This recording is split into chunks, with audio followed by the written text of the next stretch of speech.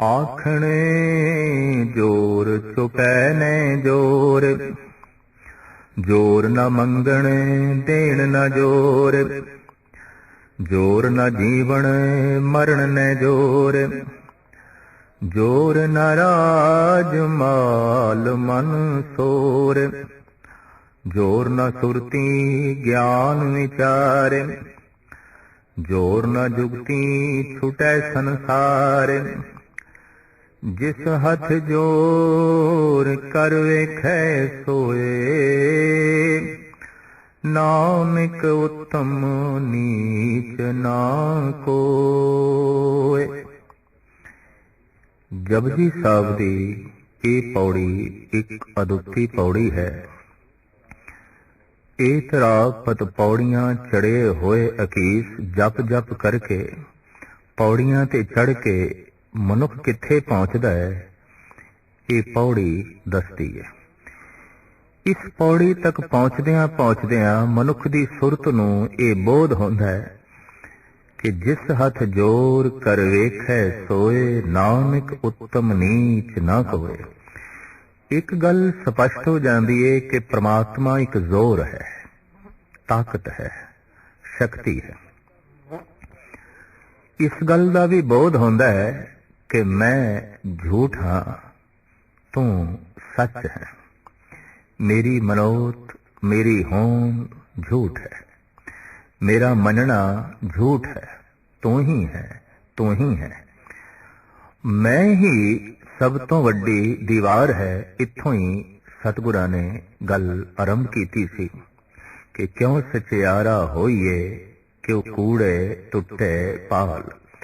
ਕਿਵੇਂ ਝੂਠ ਦੀ ਪਾਲ ਟੁੱਟੇ, ਕਿਵੇਂ ਮੈਂ ਦੀ ਕੰਧ ਟੁੱਟੇ, ਤੇ ਕਿਵੇਂ ਤੂੰ ਦੀ ਪ੍ਰਾਪਤੀ ਹੋਵੇ। ਤੂੰ ਕੀ ਹੈ? ਇੱਕ ਤਾਕਤ, ਸਰਬ ਸ਼ਕਤੀਮਾਨ। ਇੱਥੇ ਆ ਕੇ ਗੱਲ ਗੁਰਮਤਿ ਸਪਸ਼ਟ ਕਰਦੀ ਹੈ ਕਿ ਪ੍ਰਮਾਤਮਾ ਕੋਈ ਵਿਅਕਤੀ ਨਹੀਂ, ਇੱਕ ਪਰਮ ਸ਼ਕਤੀ ਹੈ।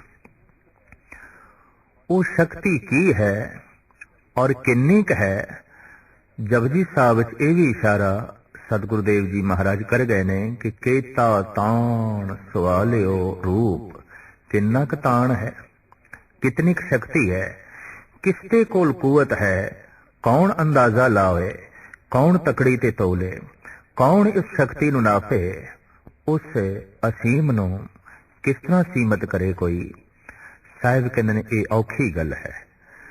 ਤੋ ਇਸ ਪਾਵਨ ਪਵਿੱਤਰ ਪੌੜੀ ਵਿੱਚ ਮਹਾਰਾਜ ਕਹਿੰਦੇ ਨੇ ਜਪ ਤਪ ਕਰਕੇ ਸੁਰਤ ਜਦ ਸਿਖਰ ਤੇ ਪਹੁੰਚਦੀ ਏ ਤੇ ਇੱਕ ਗੱਲ ਸਪਸ਼ਟ ਹੋ ਜਾਂਦੀ ਏ ਕਿ ਸਭ ਕੁਝ ਹੋ ਰਿਹਾ ਹੈ, ਕੀਤਾ ਨਹੀਂ ਜਾ ਰਿਹਾ। जैसे कि नब्ज चल रही है, चलाई नहीं जा रही। श्वास चल रहे ने, चलाए नहीं जा रहे। सब कुछ हो रहा है, कीता नहीं जा रहा। कीता जा रहा है या मैं कर रहा, ये मेरी होंद, ये मैं, ये झूठ है। हो रहा है, सब कुछ हो रहा है, लेकिन बोध तो बिना, ज्ञान तो बिना, अनुभव तो बिना ऐसा कहना कि सब कुछ हो रहा है, कीता नहीं जा रहा, ये भी एक झूठ है। उस अनुभव दे होए बिना ऐसा कहना कि तू ही है, मैं नहीं हाँ, दरअसल तू ही कहने दे भी कोई रस नहीं होगा, वो भी कहना गलत होगा। तो सुरत जद बुलंदियां नूं छूंदी है ते उसनूं एक गल स्पष्ट दिखाई दे जाती है कि जैसे कोई बच्चा अपनी जवानी नूं रोकना चाहे, नहीं रोक सकता। कोई जवान बुढ़ेपे नूं रोकना चाहे, नहीं रोक सकता। कोई बुढ़ा मौत नूं रोकना चाहे, नहीं रोक सकता। तो एक गल स्पष्ट हो गई, हो रहा सब कुछ, कीता नहीं जा रहा। जीवन दे इतने वड्डे पड़ाव, बचपना, जवानी, बुढ़ेपा, जन्म ते मरण जद मेरे हथ विच नहीं, तां भगत कह उठदा है कुछ भी मेरे हथ विच नहीं। इन्नी महान घटना जिस तो मैं लंघ रहा, ये मेरे हथ विच नहीं। मैं ते एक नदी दे वहण दी तरह। ये गल वखरी है कि नदी मान नाल आखे मैं चल रही हाँ और सागर नूं मैं मिलना है, मैं उसकी तलाश कर रही हाँ, नहीं। ये वहण सुभावक है, नदी अपने आप ਨੂੰ रोक ही नहीं सकती। रोक लवे ते छप्पड़ हो जाएगी, रोक लवे ते गंदी हो जाएगी, रोक लवे ते खत्म हो जाएगी, और रोक भी नहीं सकती। इहदा वहन जारी रहेगा। और वहन दा जो नियम परिपूर्ण परमात्मा ने बना दिता है कि निवाण की तरफ होवेगा, तो निवाण की तरफ ही वगदा रहेगा।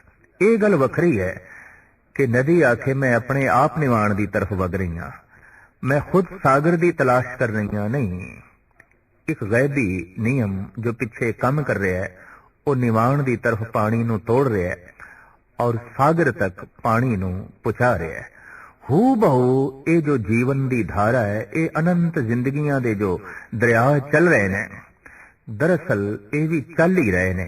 ये गल वखरी है कि जीवन का दरिया कह सकता है कि मैं खुद चल रहा, क्योंकि प्रभु ने एक रचना दे दी है, दिमाग दे दिता है, दिल दे दिता है। तो जीवन धारा कह सकती है मैं खुद तलाश कर रही हाँ, धन नू, संपदा नू, सुख, शांति, परमात्मा, और मैं अपना केंद्र, ये सब कुछ मैं खुद तलाश कर रहा। पर साहिब कहने नहीं, सिमरन करदियां करदियां एक बोध मिलता है और मनुख कह देंदा है नहीं हो रहा है, सब कुछ कीता नहीं जा रहा। अगर मेरे हाथ दे कुछ है तो गुरु अर्जन देव जी महाराज कहते ने कि इसके हाथ होए तो सब किछ ले, अज्ञानी मन रोस करे। अगर वाकई मनुख दे हाथ दे ही सब कुछ है तो फिर सब कुछ मनुख दे हत्थां दे होना चाहिए। सब कुछ मनुख दे हत्थां दे नहीं है। ये गल वखरी है कि मनुख दावा कर सकता है सब कुछ मेरी मुट्ठी दे है, भावें मुट्ठी दे कुछ भी ना होवे, खाली है मुट्ठी, हत्थां दे कुछ नहीं है, तां भी दावे ते कीते जा सकते ने। इस पौड़ी दे कुछ इस ढंग दा बोध गुरु नानक देव जी महाराज करांदे ने, जिसकी मूल पंक्ति है जिस हथ जोर कर वेखै सोए। जे कोई मान नाल आखे कि नहीं मेरा जोर कम कर रहा है और मैं जोर नाल बहुत कुछ कर सकदा, तो साहब कहते ने कोई करके दिखाए। जिस हथ जोर कर वेखै सोए, जिहड़ा आखे मेरे हाथ दे जोर है करके वेख लवे, की कर सकता है। महाराज गल इथों आरंभ करते ने, आखण जोर चुपे न जोर। बोलण दे च भी मनुख दा जोर नहीं ते चुप रहण दे च भी मनुख दी ताकत कम नहीं कर रही, परिपूर्ण परमात्मा दी शक्ति कम कर रही है। अक्सर ऐसा देखण दे च आया है, मनुख पश्चाताप कर रहा हुंदा है, यह गल मैनू नहीं आखनी चाहिए सी, मैं कह बैठा। वो जो कह बैठा है उसका अफसोस है। और ऐसा भी दिखाई देता है, कई दफा मनुख कह देता है यह गल मैनू आखनी चाहिए सी, मैं क्यों नहीं आखी, मैं चुप रह गया। महाराज कहने नहीं, एक अगम्मी शक्ति कम कर रही है तेरे चुप रहन दे, तेरे बोलन दे। और उंज भी रसना उदी शक्ति नाल बोल रही है, ते जिहदी शक्ति नाल रसना बोल रही है ये उसका बखान किस तरह करेगी। साडा दिमाग जिहदी शक्ति नाल सोच रहा है, ये पूर्ण तौर पर उसनू किस तरह सोच सकेगा। कृत्य करते दा पूर्ण रूप दे किस ढंग नाल बखान करेगी। तो महाराज कहते हैं बोलण दे ते चुप रहण दे मनुख दी समर्था, मनुख दी शक्ति काम नहीं कर रही। ये परिपूर्ण परमात्मा दी शक्ति है। ये जोर उसदा है, उसदे जोर नाल असी बोल रहे हैं, उसदे जोर नाल चुप कर जाते हैं। या इंज कह लो कि ये श्वास चल रहे ने, बोल रहे हैं, ओदी ही शक्ति, ओदी ही ताकत। पर अज बंदा खामोश हो गया, बिल्कुल खामोश, चुप हो गया।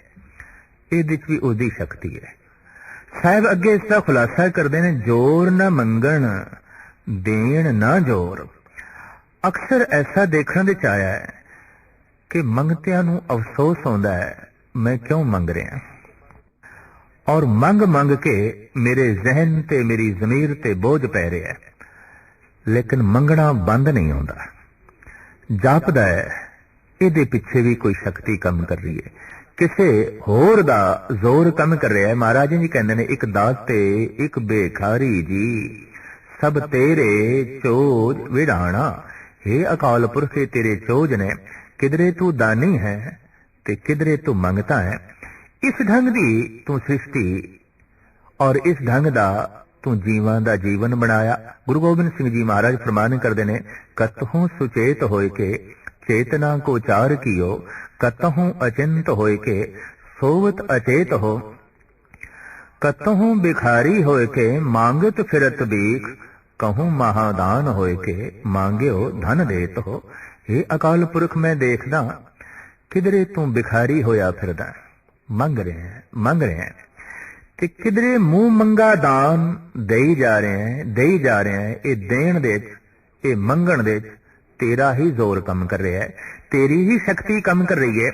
महाराज कहते हैं कि जोर ना मंगण देण ना जोर। अक्सर ऐसा देखा गया है कि एक बंदा कहता ये चीज मैनू नहीं देनी चाहिए सी, मैं दे बैठा।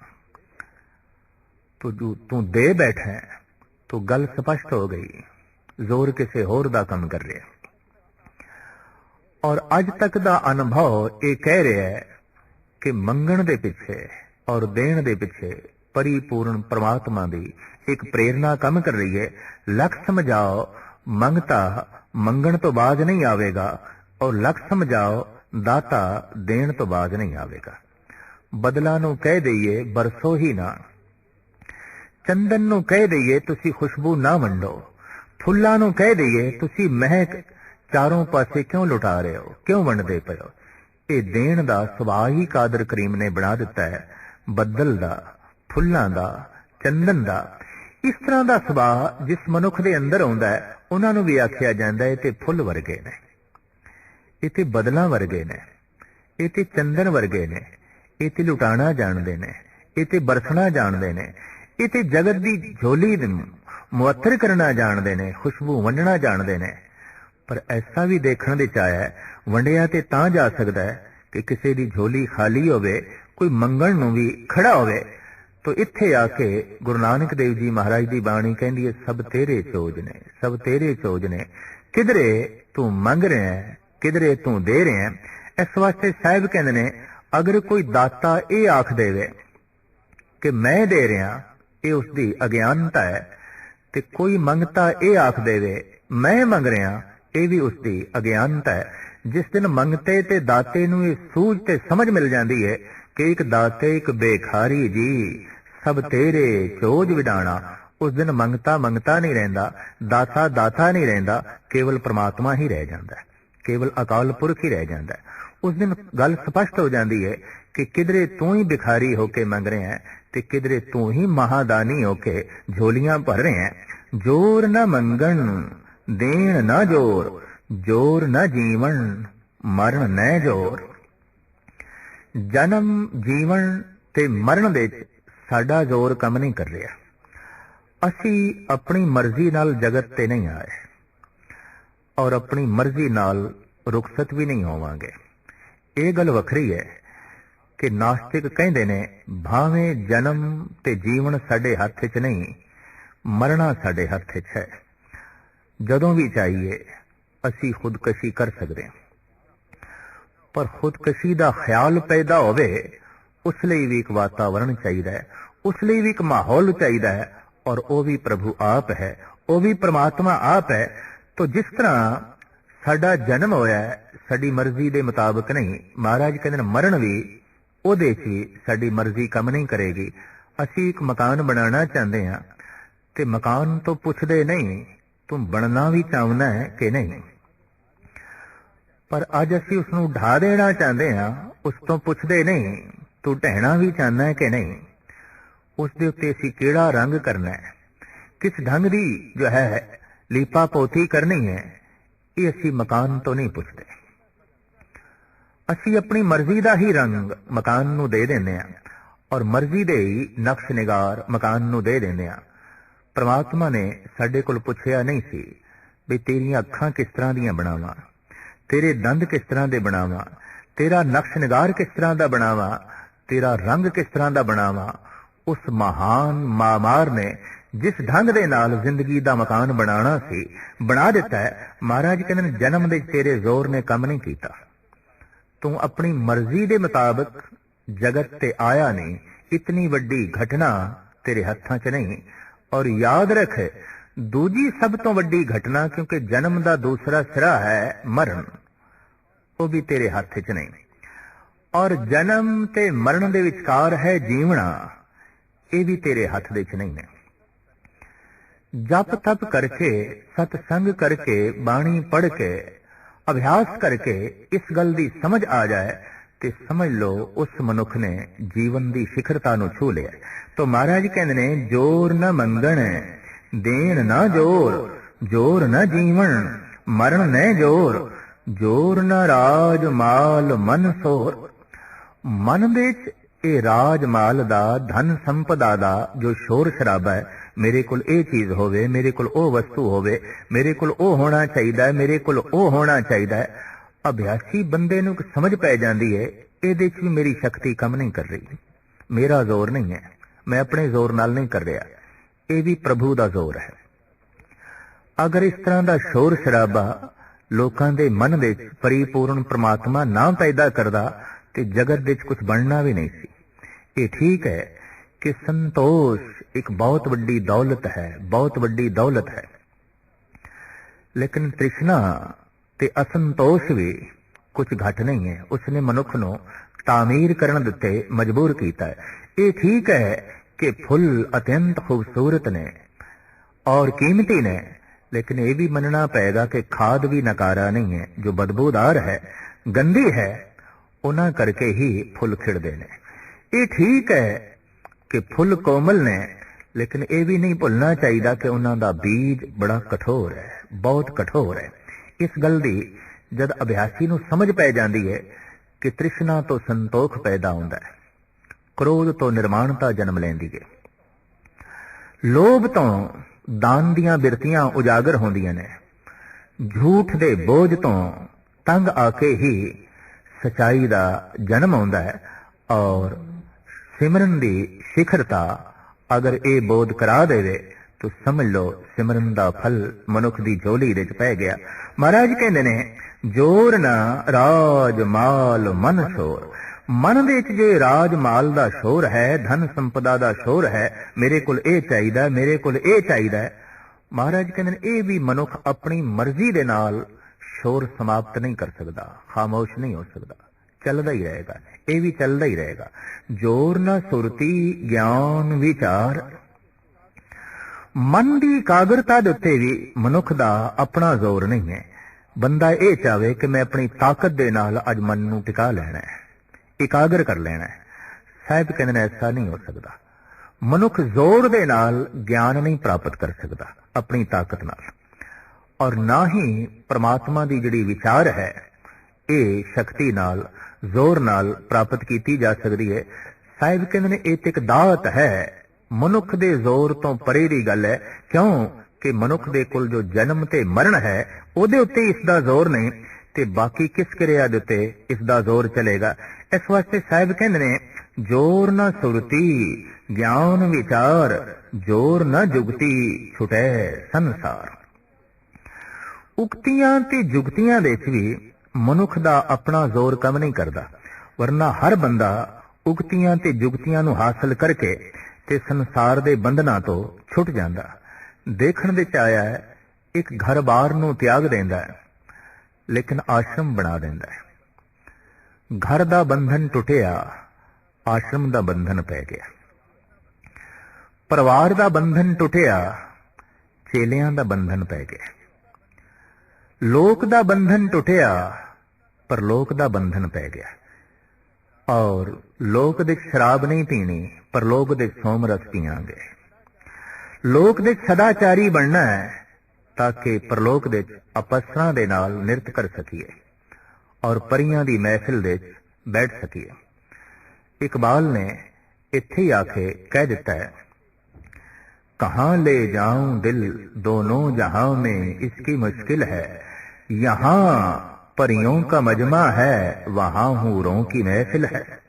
मनुख दी कल्पना ते देखो, इत्थे सदाचारी इस वास्ते बनना चाहता है कि परलोक दे दुराचारी हो सके। इत्थे शराब दे जाम नूं इस वास्ते तोड़ना चाहता है कि उत्थे अंगूरी शराब दे चश्मियां दे इशनान कर सके। इत्थे थोड़े जिहा धन नूं इस वास्ते छोड़ना चाहता है ताकि उत्थे कंचन दे महल जो हीरे ते मोतियां नाल जड़त ने वो प्राप्त हो सकन। इत्थे ही आके मुस्लिम शायर डॉक्टर इकबाल ने करारी चोट कर दी है। बेहिस्त हूरो गिलमा इवजे तायत मैं न मानूंगा, इन्हीं बातों से ऐ वाइज ज़ईफ ईमान होता है। ऐ वाइज तू ते ईमान नू ज़ईफ कर छड़िया, कमजोर कर छड़िया। नमाज पढ़ रहे हैं, इबादत कर रहे हैं, खुदा दी बंदगी कर रहे हैं, महज इस वास्ते कि हूरा मिलन, अंगूरी शराब मिले, जन्नत दे गलमा मिलन, धन संपदा मिले। तू ते परलोक नू भी बाजार बना दिता, तू ते ईमान नू भी ज़ईफ कर छड़िया, कमजोर कर छड़िया। तो देखण दे च आया है कि मनुख कई दफा लोक नू छड्डण दी कोशिश करदा है, पर लोक दे बंधन पै जांदे ने। बच्चियां नू छड़ देंदा है, चेलियां दे बंधन पै जांदे ने। घर नू छड़ देंदा है, आश्रम दे बंधन पै जांदे ने। इत्थे एक स्त्री छड़ देंदा है, उत्थे हूरां दे बंधन, कल्पना दी हूरां दे बंधन अपने आले दुआले सहेड़ लैंदा है। और सियाणे दार्शनिक लोगां ने कह दिता है कि यह भी मनुख दी वासना है कि जो कुछ लोक दे च नहीं मिल सकिया, नहीं प्राप्त हो सकदा, उन्होंने परलोक दे प्राप्त किया जाए। गालिब ने तदी ते तंजील कह दिता है, हम जानते हैं जन्नत की हकीकत को, लेकिन दिल के बहलाने को गालिब ये ख्याल अच्छा है। तो साहिब कहने जोर न जुगती छुटे संसार। मनुख अपनी युक्ति दे नाल संसार दे बंधन तोड़ नहीं सकदा। देखण दे च आया जिन्हां ने दावे नाल संसार दे बंधन तोड़े, उन्होंने परलोक दे बंधन अपने पैरां च पा लए और पहले नालों भी ज्यादा गिरफ्त दे च आ गए, पकड़ दे च आ गए। महाराज कहने नहीं, इहदे च भी मनुख दा जोर काम नहीं कर सकदा और मनुख अपने जोर दे नाल उगतियां युक्तियां हासिल करके जगत दे बंधन तोड़ नहीं सकदा। महाराज कहने अगर कोई मनुख दावा करे कि मैं अपनी बौद्धिक शक्ति दे नाल, शरीरक बल दे नाल सब कुछ हासिल कर सकदा, साहिब कहने जिस हथ जोर कर वेखै सोए। है किसी कोल जोर ते करके वेख लवे, मैनू दिखा देवे कि जोर नाल कोई ज्ञानी बन सकदा है, जोर नाल कोई भगत बन सकदा है, जोर नाल अपना कोई रंग रूप मनुख बदल सकदा है, जोर नाल कोई मनुख अपना सुभाव बदल सकदा है, या जोर दे नाल जन्म ते मरण दे बंधन दे ये जड़े गेड़े ने इन्हां नू तोड़ सकदा है। साहिब कहंदे ने सब कुछ दे जे मनुख दा जोर नहीं कम कर रहा ते ऐ मनुख तू उस अनुभव नू प्राप्त कर जिस दा जोर सब थाई ते चल रहा है ते जिस दे जोर दे नाल सब कुछ हो रहा है। जिस हथ जोर कर वेखे सोए, है किसी दे हत्थां दे जोर तां फिर वो अपने जोर दे नाल प्राप्त कर लवे। साहिब कहंदे किसी दे हथ दे च इस ढंग दा जोर नहीं है। नानक उत्तम नीच ना कोय। जद इस गल दी समझ पैंदी है कि जोर ते परमात्मा दा है तां मनुख कह उठदा है कोई उत्तम नहीं, कोई नीच नहीं। खाद गंदी जरूर है, बदबूदार जरूर है, पर यह ना होवे ते सुगंधित फुल्लां दा जन्म नहीं होंदा। इस वास्ते कोई उत्तम नहीं, कोई नीच नहीं, कोई छोटा नहीं, कोई वड्डा नहीं। इस तरह की भाव दशा जिस दिन बनती है उसे नूं कहंदे ने ये भगत है, ये ब्रह्म ज्ञानी है। साहिब श्री गुरु नानक देव जी महाराज दे वाक, हम नहीं चंगे बुरा नहीं कोए, प्रणवत नानक तारे सोए।